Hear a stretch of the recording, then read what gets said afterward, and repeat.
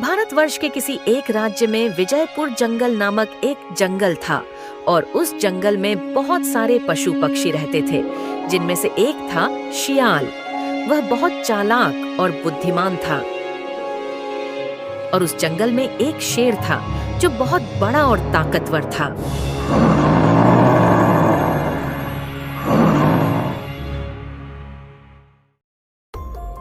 शेर बहुत मेहनत से शिकार करता था और अपना पेट भरता था।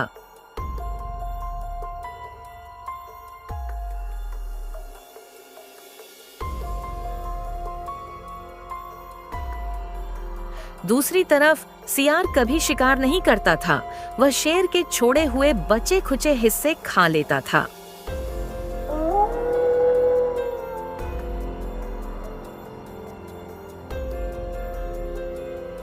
लेकिन इससे सियार का मन और पेट कभी नहीं भरता था। पता नहीं और कितने दिन मुझे ऐसे ही बचा खुचा खाना पड़ेगा, लेकिन मैं कर भी क्या सकता हूँ। मैं तो बहुत छोटा हूँ। अगर मैं खुद शिकार करने जाऊं तो शायद खुद ही शिकार बन जाऊं, लेकिन ऐसे कितने दिन और चल सकता है। अब मुझे कुछ करना ही होगा। मैं ऐसा कुछ करूंगा जिससे मुझे न तो शिकार करना पड़ेगा और न ही भूखा रहना पड़ेगा। मेरा पेट भी भरेगा और मन भी। इसके बाद सियार सोच में पड़ गया, आखिर क्या किया जाए। वो दिन रात इसी बारे में सोचता रहा और फिर एक दिन उसे एक तरकीब सूझ ही गई।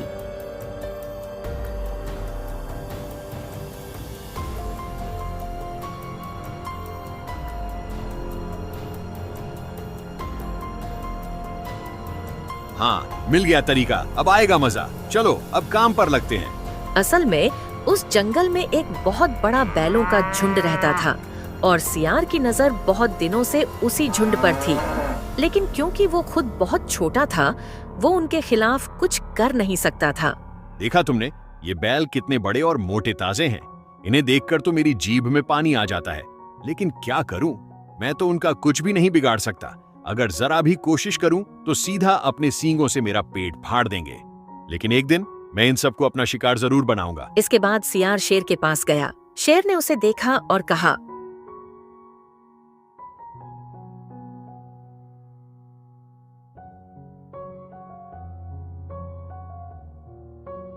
क्यों बे मूर्ख सियार, मेरी गुफा में क्या सोच कर आया है? मरने का शौक है क्या? लेकिन अभी तुझे मारने का मन नहीं है, क्योंकि मैंने अभी अभी खाना खाया है। मेरा पेट भरा हुआ है। निकल जा यहाँ से। अरे शेर महाराज, पहले मेरी बात तो सुनिए कि मैं क्यों आया हूँ। उसके बाद चाहे तो भगा दीजिए मुझे। तो ठीक है, बताओ क्यों आए हो यहाँ? असल में महाराज, मैं आपके पास एक प्रस्ताव लेकर आया हूँ। अगर आप यह प्रस्ताव मानेंगे तो आपको कभी भी शिकार करने की तकलीफ नहीं होगी। शिकार खुद आपके पास चला आएगा। बस आप मुझे पेट भरने लायक हिस्सा दे देना। बताइए महाराज, क्या आप राजी हैं? अगर हाँ, तो मैं आपको पूरी बात बताऊंगा। क्या सच में? क्या मैं बैठकर शिकार पा सकूंगा? शिकार खुद पांव से चलकर मेरे पास आएगा। मैं राजी हूं। जल्दी बताओ क्या करना होगा। ज्यादा कुछ नहीं महाराज, बस आप गुफा में आराम से रहेंगे और हर दिन एक बैल गुफा में आकर दाखिल होगा। आप उसे खा लेंगे और मुझे थोड़ा सा हिस्सा दे देंगे। यह मूर्ख सियार, ये कैसे हो सकता है? अरे महाराज, इन सब बातों को मत सोचिए। जो भी करना है मैं कर रहा हूँ। ये कहकर सियार वहां से चला गया।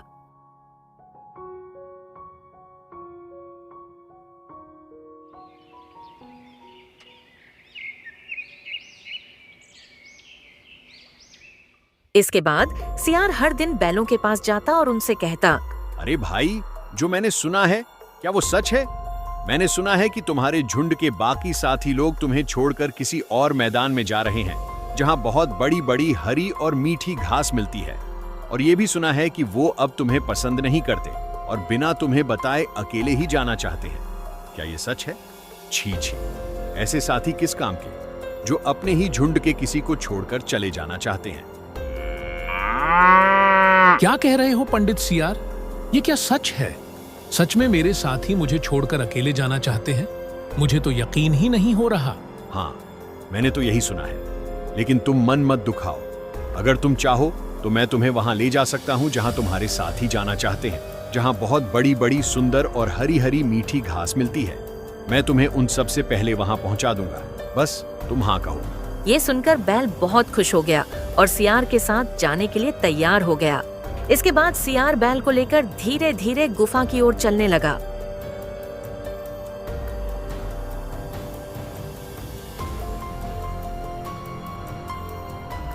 लो दोस्त, हम पहुंच गए। अब तुम इस गुफा के अंदर चले जाओ। गुफा के उस पार वही मैदान है जहां बहुत बड़ी बड़ी और सुंदर सुंदर घासें हैं। क्या सच में? तुम तो सच्चे दोस्त निकले सियार। तुम्हारा बहुत बहुत धन्यवाद। जैसे ही गाय गुफा के अंदर जाती है, शेर उस पर झपटा मारता है और उसे शिकार बना लेता है। फिर सियार और शेर मिलकर मजे से उसे खा जाते हैं। इसके बाद से सियार रोज गायों के बीच जाकर वही बात कहता और उन्हें लालच देता, और लालच में आकर गायें उसकी बातों पर विश्वास कर लेती और उसके साथ जाने को तैयार हो जाती। और इसी मौके का फायदा उठाकर शेर उन्हें शिकार बना लेता था।